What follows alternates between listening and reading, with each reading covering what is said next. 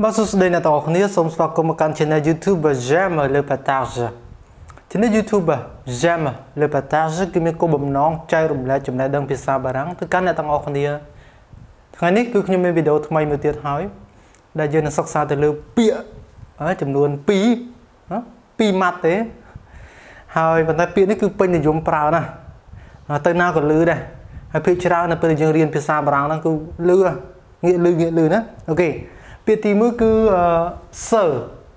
ហើយបន្តមកទៀតគឺយើងអត់លឺ sir ទេ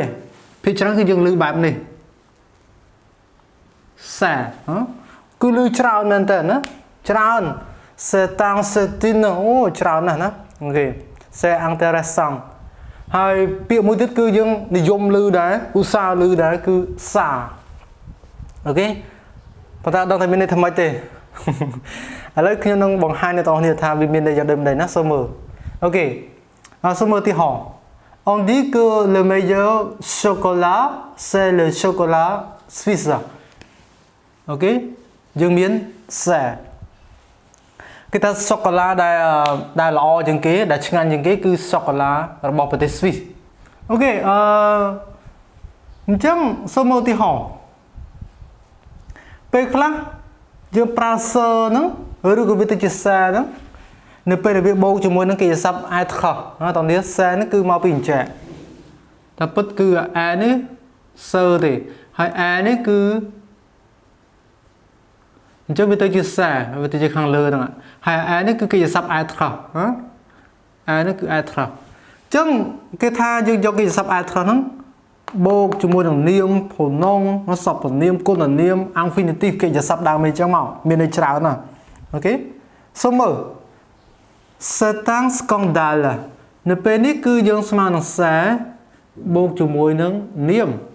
c'est un scandale មានន័យថាវាជារឿងអាស្រូវវាជារឿងអាស្រូវ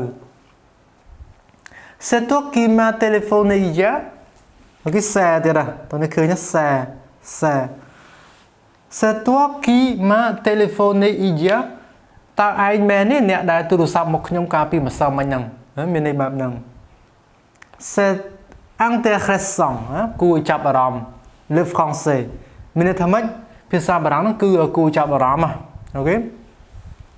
c'est partir គឺសំមើ partir c'est mourir un peu យើងឃើញ partir សំទោសមិនមែន partir ហ្នឹងទេគឺ c'est mourir នៅពេលនេះយើងឃើញ c'est បូកជាមួយនឹង mourir គឺជា infinitive អូខេអានេះគឺជាគុណនាមនៅតនេះ intéressant នេះហើយអានេះគឺជា pronom នេះអូខេ pronom តួនិចអូខេ c'est ici យើងដឹង ici គឺជាគេ ici là-bas គឺជាបញ្ជាក់អំពីទីតាំងណាមួយ c'est ici que tu habites តើឯងរស់នៅទីនេះមែនទេអូខេ ici c'est ce soir នៅពេលនេះយើងឃើញ c'est បូកជាមួយនឹង sir c'est បូកជាមួយ sir នេះគឺជា adjective démonstratif ជាគុណនាមចង្អុលណា c'est ce soir que je pars à Clepp-មឧទាហរណ៍ la tranquillité c'est ce que j'aime ce qui me plaît ce dont nous avons tout besoin គេថា tranquillité ភាពស្ងប់ស្ងាត់ភាពស្ងាត់ស្ងៀមណាអូខេ c'est ce que j'aime គឺជាអ្វីដែលខ្ញុំចូលចិត្ត ce qui me plaît ជាអ្វីដែលធ្វើឲ្យខ្ញុំនឹងរីករាយ ce dont nous avons tout besoin គឺជាអ្វីដែលយើងទាំងអស់គ្នានឹងដែលពួកយើងនឹងត្រូវការអូខេមានន័យបែបហ្នឹងអូខេអញ្ចឹងនៅពេលយើងឃើញ sa សូមឲ្យយល់ថាវាមកពី sir បូកជាមួយនឹងកិរិយាសព្ទ être ដែលបបាយជាមួយនឹងប្រធាន il elle on ហ្នឹងវាទៅជា a ហ្នឹងអញ្ចឹងបូកបញ្ចូលនេះទៅវាទៅជា sa ណាអូខេអញ្ចឹងពាក្យបន្ទាប់ទៀតគឺយើងមានពាក្យថា sa អូខេសូមមើល passe-moi ça អញ្ចឹង sa កន្លែងនេះមានន័យថាម៉េចបងប្អូន passe-moi ça ខ្ញុំលើកឧទាហរណ៍មួយឧទាហរណ៍ថាយើងកំពុងតែអង្គុយរៀនអូខេស្រាប់តែមិត្តភ័ក្តិយើង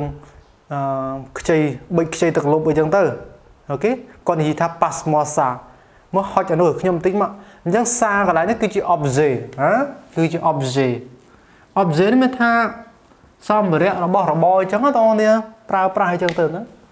je n'ai jamais dit ça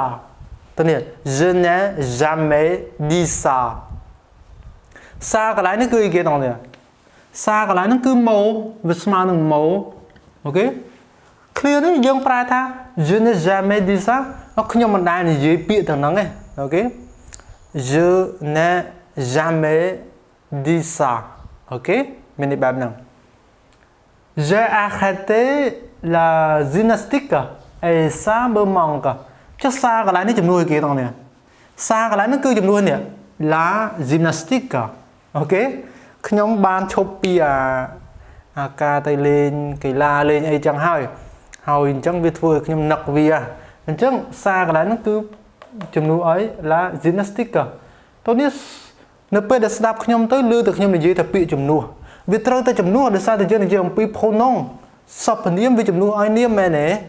អញ្ចឹងអាហ្នឹងវាយើងឃើញជាសព្វនាមនេះសព្វនាមទាំងអស់វាចំនួនឲ្យគេ la gymnastique អូខេ faire la cuisine il adore ça faire la cuisine il adore ça ធ្វើម្ហូបគាត់ចូលចិត្តសារកន្លែងនេះគេសារនេះគឺនេះសារហ្នឹងគឺ la cuisine យើងឃើញហ៎បន្ទាប់ពីហ្នឹងទៀតគឺយើងមានពាក្យមួយចំនួនទៀតដែលយើងប្រើជាមួយនឹងសារណាគេហៅថានៅក្នុង locution locution វាអាចហៅមួយបែបទៀតថាជា expression ក៏បានដែរឧទាហរណ៍ថា locution verbale expression verbale អូខេសូមមើល comment ça va យើងឃើញទេ ça va អូខេ comment ça va bof comme ci comme ça ទៀតណាអូខេធម្មតាចឹងមក alors ça y est អូខេពាក្យនេះគឺយើងធ្លាប់អាសាជួបណា ça y est អូខេ alors ça y est vous avez fini l'exercice oui ça y est on peut corriger ok ça y est ហើយមើលទៅ comment je fais comme ça កន្លែងនេះតោះនេះសារកន្លែងនេះមានន័យថាម៉េចសារហ្នឹងគឺចង់បញ្ជាក់អំពី manner ហ្នឹងមានថារបៀបរបបនៅអ្វីដែលយើងធ្វើអ្វីមួយហ្នឹងអូខេ comment je fais ok comment je peux faire comme ça ok មានន័យបែបហ្នឹង ça m'est égal មានថាអាម៉េចក៏បានដែរ